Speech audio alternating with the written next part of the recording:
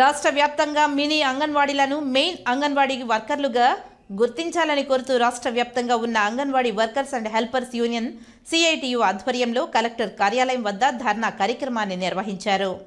Tirupati collectorate వద్ద శనివారం అంగన్వాడీలు ఆందోళన కార్యక్రమం నిర్వహించారు. అనంతరం కలెక్టర్కి వినతి పత్రం అందజేశారు.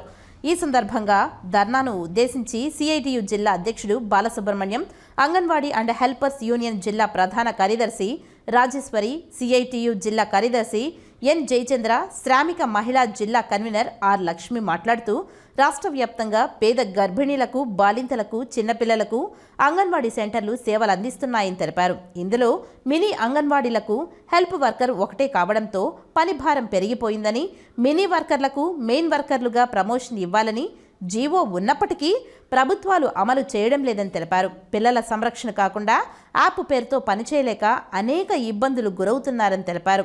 అత్యవసర సందర్భాలలో కానీ, వేసవి సెలవుల్లో కానీ మినీ వర్కర్లకు సెలవు ఇస్తున్న పరిస్థితి లేదు. దానివలన ఫ్యామిలీతో గొడవలు లేక అనేక ఇబ్బందులను గురవుతున్నారు. గత ప్రభుత్వంలో 42 రోజుల పాటు అంగన్వాడీలు రాష్ట్ర వ్యాప్తంగా సమ్మె నిర్వహించారని తెలిపారు.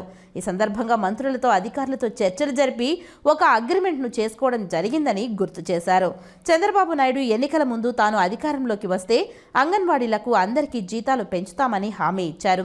ఆ హామీని ఇప్పటి వరకు అమలు చేయకపోవడం బాధాకరమన్న విషయమని తెలిపారు. జరిగిన బడ్జెట్ సమావేశాలలో అంగన్వాడీలకు సంబంధించినటువంటి సెంటర్లు బలోపేతం చేస్తూ నిధులను పెంచడం లేదని అన్నారు. సుప్రీంకోర్టు తీర్పు సమాన పనికి సమాన వేతనం ఇవ్వాలని ప్రభుత్వం అమలు చేయడం లేదని కోరారు. అంగన్వాడీ వర్కర్లు సర్వీసులో ఉండి చనిపోతే దహన సంస్కారాలు కూడా, మట్టి ఖర్చులు కూడా లేకపోవడం బాధాకరమని తెలిపారు. తక్షణమే ఈ సమస్యలను పరిష్కరించాలని ఈ సందర్భంగా వారు ప్రభుత్వాన్ని డిమాండ్ చేశారు.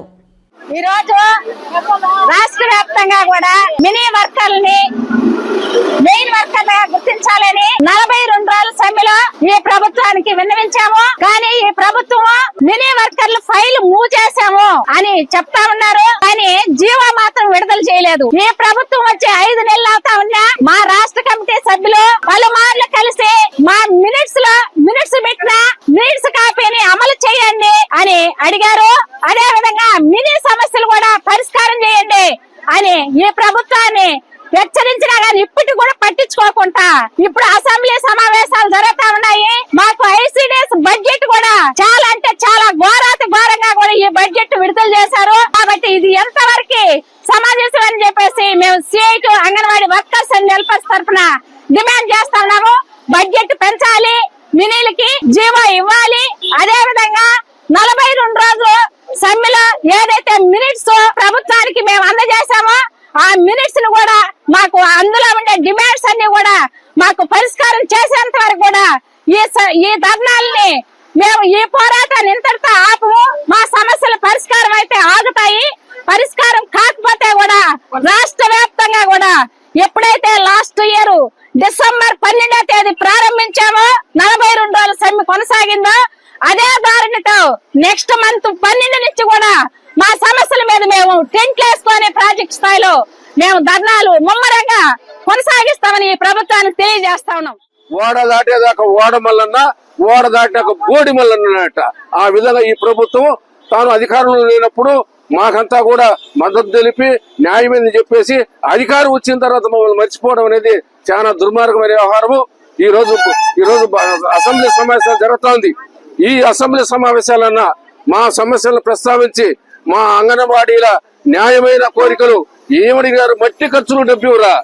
ఈ రోజు ఈ దేశంలో ప్రతి రంగంలో కూడా సస్తే మట్టి ఖర్చులు డబ్బిస్తారు, అంగన్వాడీలకు డబ్బులు ఇరా. వాళ్ళు చేసిన సేవకు ఇదే గుర్తింపు. ఈ రోజు అంగన్వాడీ గురించి గొప్పగా మాట్లాడే చంద్రబాబు నాయుడు ఇదే చేసేది. అదే విధంగా రిటైర్మెంట్ బెనిఫిట్ పక్కన తెలంగాణలో ఎంత ఉందో చూడండి. అదే విధంగా ఉండదంటే వాళ్ళేం గొంతెమ్మ కోరికలు కోరలా, కనీస వేతనం అడుగుతా ఉన్నారు. అదే విధంగా మట్టి ఖర్చులు అడుగుతుంటారు.